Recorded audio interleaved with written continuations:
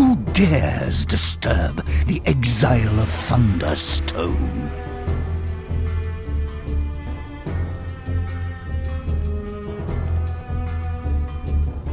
Quiet.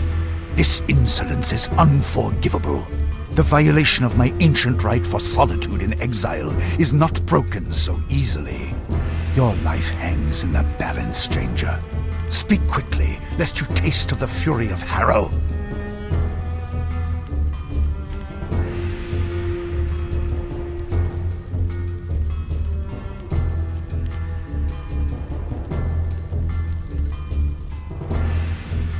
My son, Randver, he would dare permit such an affront.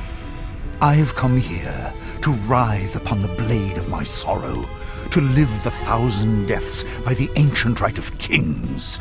These laws are passed down through the mountain from the beginning of remembered time.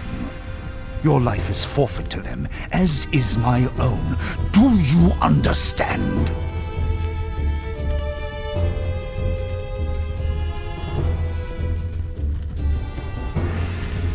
What? How do you know? Speak quickly. Your life still hangs in the balance.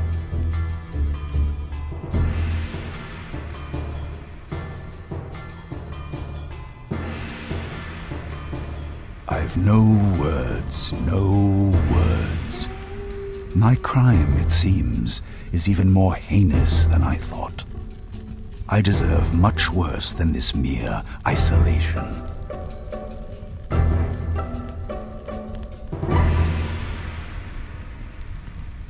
In all the time since the judgment was passed, I have never spoken of it. My shame has held my tongue. It seems that very shame shall now, finally, bring the betrayal to light.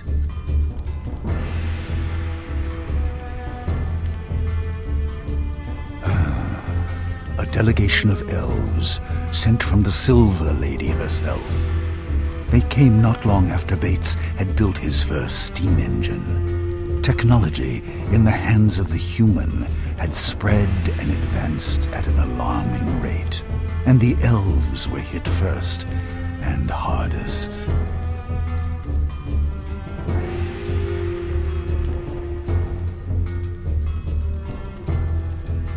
Their forests were being cleared with the help of technology. Massive steam-powered clear-cutters. The oldest groves, towering and untouched for thousands of years, were being destroyed without prejudice. I saw much of this with my own eyes. The ancient forest of Morbahan is little more than a graveyard now. There are many reasons. Humans, in comparison with the other races, live such short lives. Because of this, I believe that every human action is motivated through fear. The fear of death. You would think that this was a relative issue, that humans would learn to live with this limitation and accept it. This is not true. And therefore, humans, when confronted with any situation, see it through the veil of their own mortality. Achieve, advance, perform. Humans are constantly driven by the shadow of their own death.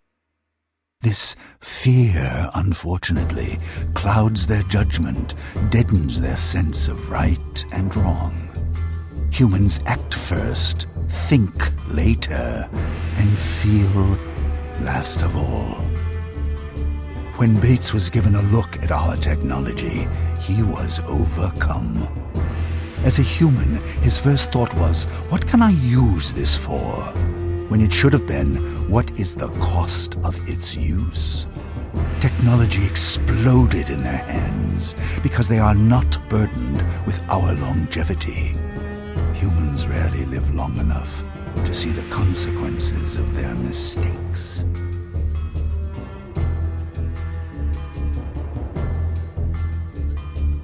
I'm unsure, but I don't believe so. But the delegation said that the crimes were against all elves. You see, Elves feel a very strong connection to the world, to nature, and especially to forests. It's said that elven souls reside in the oldest trees. I don't know if this is true, but I do know there to be a strong connection between living things and magic.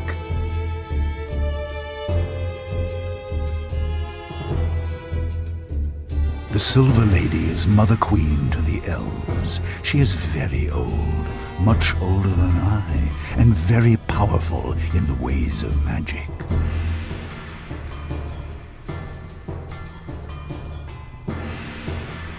In Kintara, the oldest city of the elves, somewhere within the glimmering forest.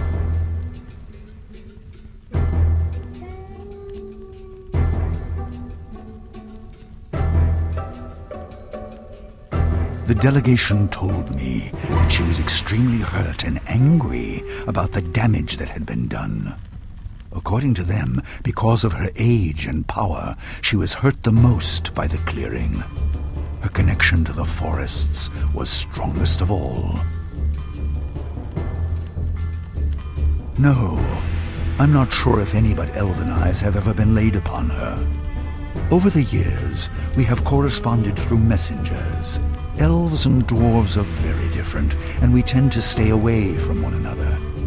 But our relationship, as culturally strained as it may be, has always been civil. We don't necessarily understand one another, but we've always respected the differences.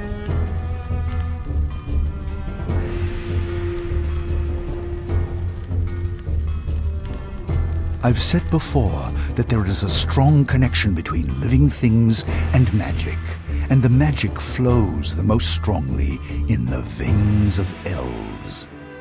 Dwarves are very different. We feel a strong connection to the earth, but in another way. We love those things which are eternal, unchangeable. Earth, stone, metal. In those things are strength, but not life as you know it.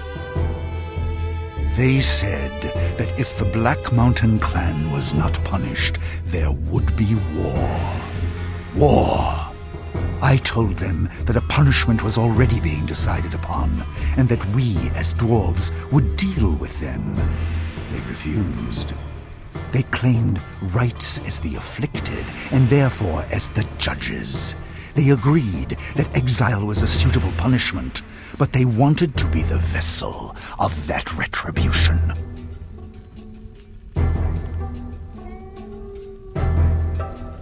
No. I know that there was a time of violence many years ago among the elves. But from what I know of them, they are a very rational, peace-loving people. They know that ultimately, war benefits no one. I was very surprised when they came and threatened it.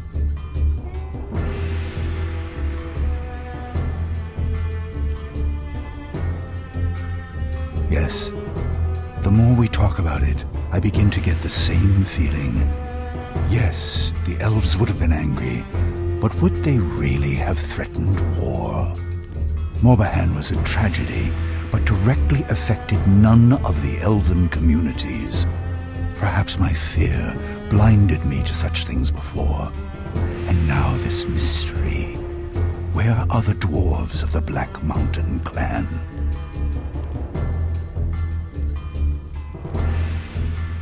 I am very old, stranger.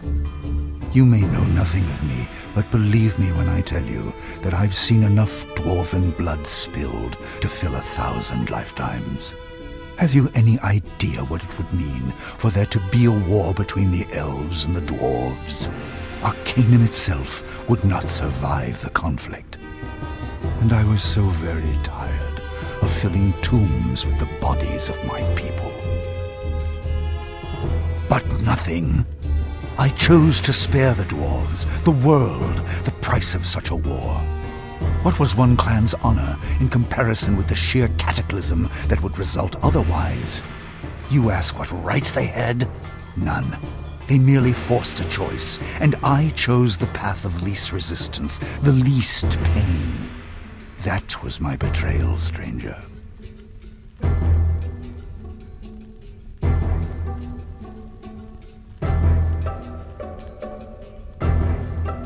But that is the point. I am king of the dwarves. It is my responsibility to lead them, to protect them. But most importantly, it is my responsibility to defend their honor, their dwarven honor. By allowing my own fear or concern, regardless of how justified that fear might be, to overshadow their honor was an unforgivable transgression. Even as king, the choice is never mine as to whether even one dwarf is stripped of his honor. I should have brought this to the people, or just flatly refused from the beginning. I was a coward, a failure, and this exile is my punishment. Given the choice now, I would have waged war against all of Arcanum to uphold the honor of that foolish little clan.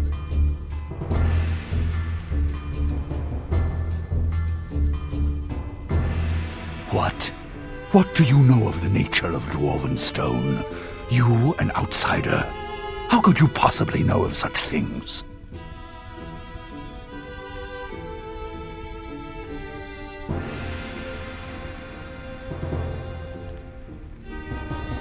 Perhaps, but you are not even a dwarf.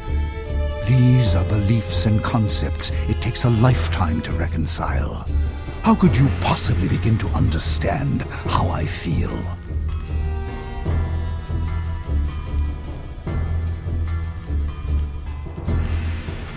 Yes, I know. I've thought long and hard about this.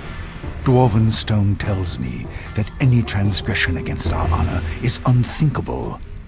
But my shape as king, as their father, told me to protect them. I'd shouldered so much of their pain, I could do it no longer.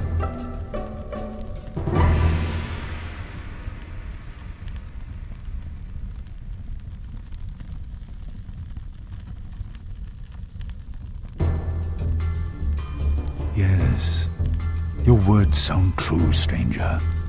I know that no man is flawless. But I also know that each man's load to bear is different. A larger load carries more responsibility. Mine is heaviest of all. Therefore, the price for my betrayal must be the most costly.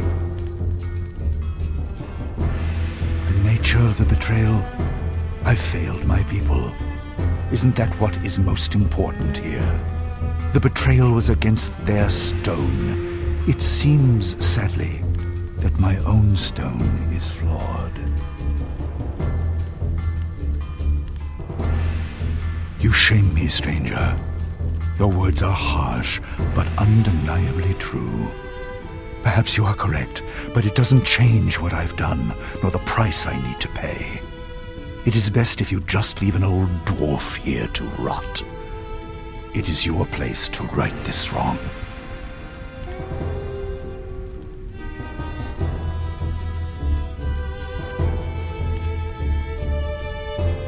How then?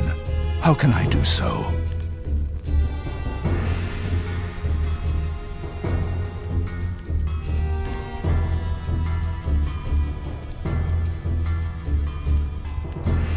By Alberic, you are right.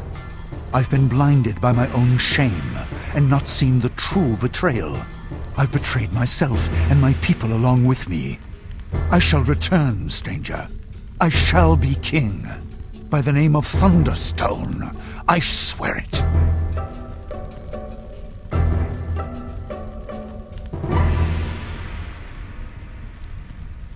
Of course, I'll do anything within my power to help you.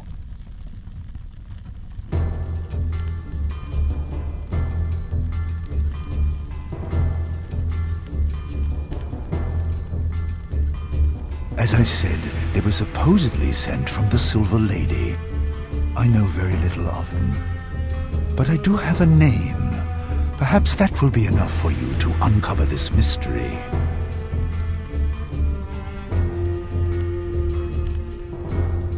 The delegation was sent by someone named Mingorad, and I had many correspondences with this elf. Here is a letter that was sent to me by him.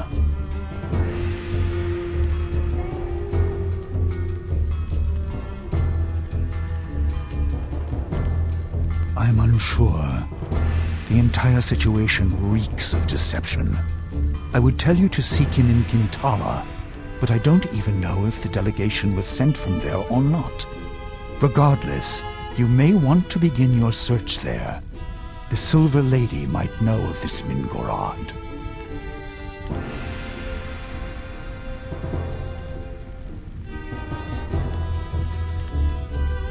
I don't know, unfortunately. The location of Kintara is a well-guarded secret, but I do know it lies within the Glimmering Forest. The small town of Stillwater lies near the edge of that forest. Perhaps there you might find someone who knows where it is.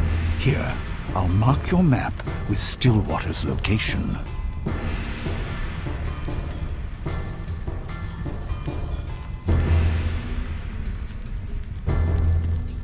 Wait.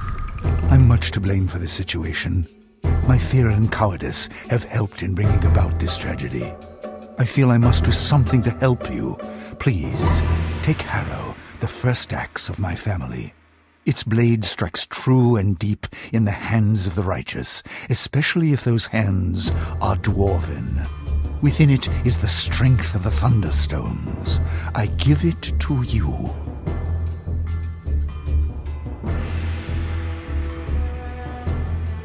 I'm sure you will. Godspeed on your quest, my friend. And if you do find out what happened to the Black Mountain clan, return to me. I would be very interested in finding out what really happened to them. Very interested.